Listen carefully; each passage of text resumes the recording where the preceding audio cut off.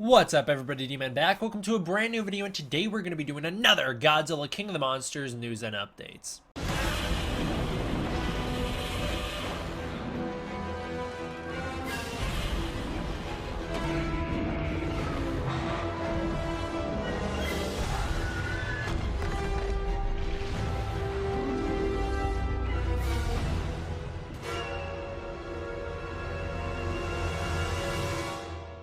I'm sorry, it's taken me a little bit to get this one out. I wanted to cover some of the other smaller news first, and I'm working my way up to the big Monarch stuff, but right now, we're going to be covering the first teaser for Godzilla King of the Monsters. I don't know what you want to call this, a teaser clip or a promo clip. It's not really a scene from the movie, I don't think, as we'll discuss in a minute, but it is very interesting. Also, yeah, I am wearing a different shirt between now and the last video, and they were filmed on the same day, just hours apart, but there's a reason for that. The other one's sleeves were a bit too tight on my arms, and I didn't like it. Also, I am a bit sick, as I've noticed as the day's gone on, so oh boy, I'm super excited. So I'm sorry, you're gonna have to bear with me if like I sound a little stuffy, which I don't think I do, but I feel it, so we'll see. So the first clip, we'll just breeze through like the actual news before we break down the clip because it's very general. So the first clip for Godzilla 2 was released. It's Millie Bobby Brown's character, Madison Russell, hanging out, trying to contact Monarch. That's it. It's called Reach Monarch. It's been blown up lately. Monarch saw and responded on Twitter. They did get the message. Message received, the post said, although something sneaky's going on, and I am trying to figure out what it is, but I have no idea what's happening. So, first off, Monarch tweeted that they had received the thing. They had uploaded their version of the video, which was the same video, although with one alteration, which we'll cover here in a second. They then deleted this post and reposted it.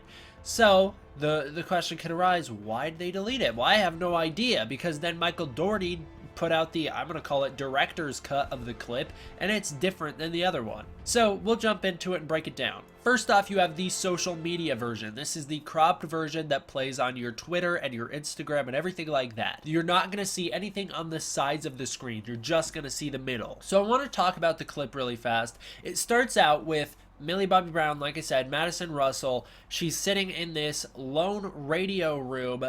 You can't really tell where she is, but there's weird lighting going on. Her clothes look, I don't want to say heavy, but they look like she's trying to stay a little warm. You know, she's got the jacket on, but she looks like she's in a pretty nice facility. The interesting thing about it is she has bandages on both hands, meaning maybe she's like a boxer or something. That'd be a little wild. Or maybe, because you know, she's so young, but I don't know. Maybe she just hurt both her hands. I have no idea. Maybe it's just a fashion choice. Who knows? Either way, she has bandages on both her hands, sitting in this nice radio room. She has a hesitation though. She says, I'm trying to reach, pauses, Monarch. So what is the deal with the pause? For me personally, I don't like it.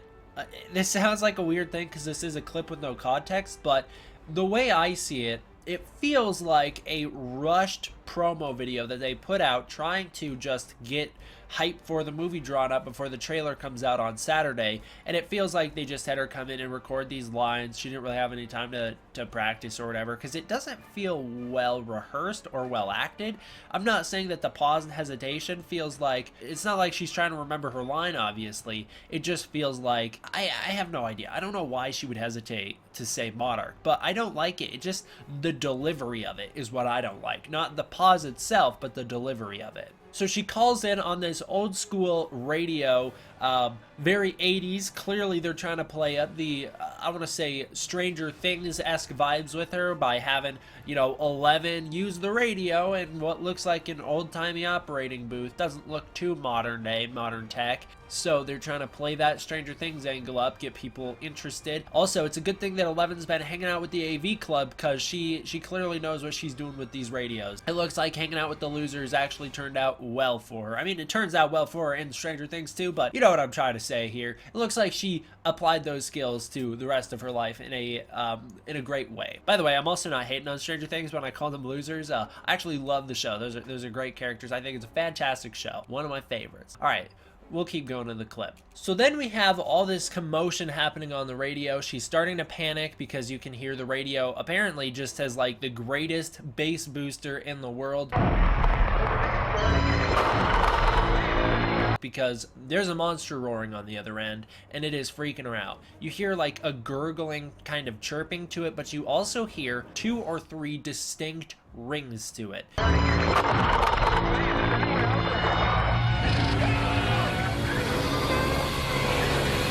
I think that you're hearing Ghidorah. We also hear someone on the radio say it's all on fire or everything's on fire, something like that. So a lot of people are thinking, hey, maybe it's Rodan. This could be at the Monarch base in Isla de Mona. The volcano could be erupting right now. I don't think that's the case. I think this is Ghidorah, although that doesn't make sense to me because we've seen that picture of her and Vera Farmiga and they look like they're in the Arctic looking at Ghidorah. I really like that idea. And so if we're gonna stick with that idea, or I'm gonna stick with that idea, I then wonder, well, what the heck is going on here? Wouldn't she be at the base with Ghidorah? I guess she doesn't have to be there the full movie. She could be kidnapped and taken there. She does seem very startled here, so this could be maybe everyone's been kidnapped. She's left on her own. She's going to be kidnapped next. We don't really know the context of it, but she looks very worried, and you can hear that something is roaring in the background.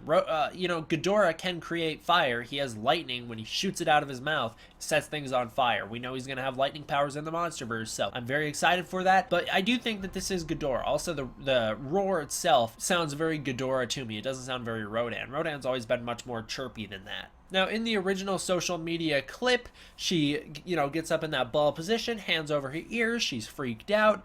Clearly, she knows what's going on. She's aware of monsters. Everyone in the world is after 2014.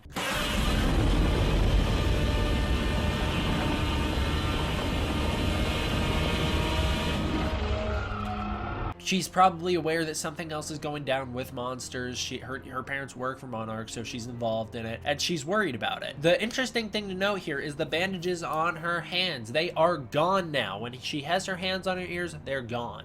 So what the heck? Why are they gone? It's clearly filmed at a different time, but we're gonna jump right into the next clip, the next version of this clip, and we're gonna talk about what could be going on. I also really like, by the way, how it just cuts, you know, cut to reach Monarch. Very, very scary. Michael Dougherty on his Twitter released the director's cut of this scene, the full screen version. I guess, what is this? Actually, this would be the widescreen version, not the full screen version, and we get to see it a little bit better. Actually, that's the one that's clips you've been seeing. You can tell the difference because the other one is the square box. This one is the full screen, so sorry about the discrepancies going on, but now at least you know why. In this director's cut version, things become a little bit more clear. You can hear that the vibrations going on seem to be around her. Around her character, meaning maybe there's a monster attacking where she is. And she's trying to reach Monarch, so it would make sense that she'd be with Monarch, so I don't know why she's trying to, like, reach a different part of Monarch unless she already has been kidnapped by this point. She's escaped and now she's trying to reach Monarch after having been kidnapped. That could be the case as well. You can hear the dialogue on the radio a little bit better when the guy's saying SOS, we need help. So that's interesting. Also, when she covers her hands over her ears, the bandages are still on her hands. This is a different version of the footage than the one we just previously covered. So I'm super curious to know what the heck the deal is, why her bandages are on her hands sometimes and why they're not other times. And then we have our final version of the clip. This is the full screen version of the social media release. It's a little bit darker than the other one. The color shading seems a bit different as well. And unlike the director's cut, now when she goes to cover her hands, she does not have any bandages on them. But now there's a cameraman just clearly in the shot, hanging out in the background. So it seems like the social media release wasn't meant to be in the widescreen format. It was always meant to be full screen, and that way it could hide the cameraman in the corner. And when you do a overlay comparison of the two clips, it's very obvious they're different shots. Please, is anyone out there? Stop. In one of them, you have a much more closer, tight view of your character. In the other one, it's pulled back a little more and a bit from above. But then the camera angles are all different. In the director's cut, it's very zoomed out. She looks very small in the frame, and you also don't have a cameraman in the background. You have a big shade covering where he was. In the other version, the social media version, you're a bit closer up on her, and things are a little bit more obvious what's happening. You can see the cameraman in the background. She also whispers to herself in the director's cut when she doesn't in the original. Stop.